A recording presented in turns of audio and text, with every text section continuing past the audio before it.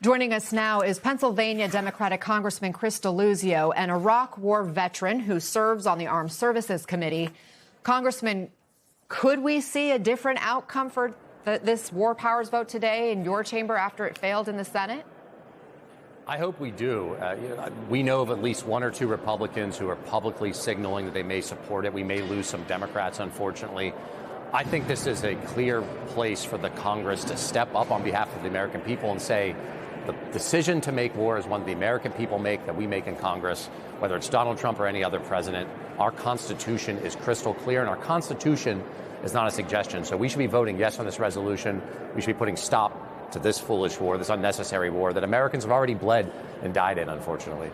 I mean, speaking of that, I want to get your reaction to the comments from Defense Secretary Pete Hegseth and the White House press secretary about the coverage of these 6 service members who've been killed in this conflict so far. First, let's listen. This is what the fake news misses. We've taken control of Iran's airspace and waterways without boots on the ground. We control their fate.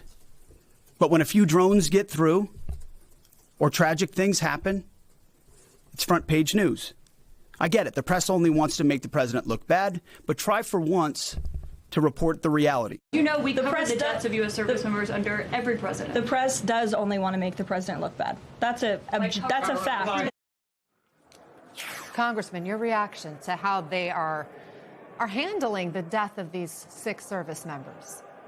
You know, they made it all about Donald Trump. I think they have Trump derangement syndrome. It's about these service members and their families who are grieving right now in a war that we in this country have not authorized. The American people do not want.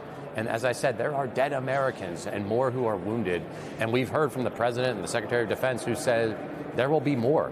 That's not some small thing. My generation of veterans who served in Iraq and Afghanistan, that generation of veterans is going to pay the cost of those wars for as long as we are alive. Certainly from my service in Iraq, I served alongside so many who will carry with them the cost of those wars. And for the Secretary of Defense and the White House spokesperson to dismiss our country's grave concern for those fallen Americans, it's outrageous, it's weak, and it's really just, it shows their loyalty to Donald Trump above even thinking about the families of those who have fallen. Let me lean into your personal military experience here. The Pentagon says the U.S. has hit more than 2,000 targets and is on track to have control of the skies over Iran within a week. As someone who served in Iraq, served this country on the battlefield, what's your assessment of how this operation is going? Has it been effective? Look, I think the question we're all asking is what comes next, okay? So you're shooting down and knocking out Iranian anti-aircraft and Iranian aircraft. You've sunk ships, including one via submarine and torpedo. You've knocked out the leadership of this country. Who's in charge? What comes next? We've already heard this administration not roll out that they might send Americans on the ground.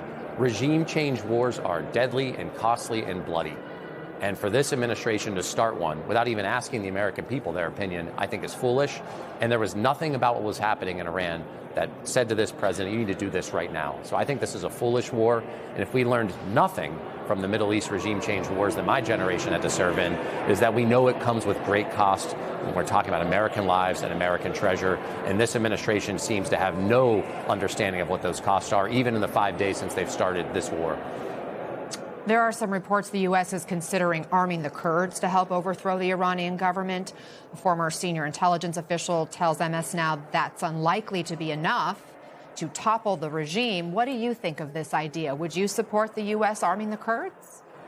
Look, I think what we should be doing is taking a step back from this. And every time in our country's history, especially in this region, the Middle East, where we have engaged in regime change wars and armed others who are belligerents and those who are opposed to the government, there are second and third order effects that people in Washington didn't predict, that people in the CIA didn't predict, that go back to the history with the Soviets in Afghanistan. The Mujahideen became parts of the Taliban. There are consequences here, and these are the exact kinds of concerns you should have before you rush into a war.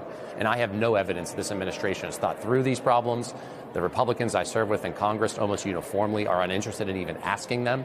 And this, to me, highlights exactly why we should be demanding that there's a debate in the Congress with the American people of whether they want our country in this war, whether they want Americans to fight and bleed in this war that this president has put Americans into. Congressman Chris Deluzio, thank you very much for joining us.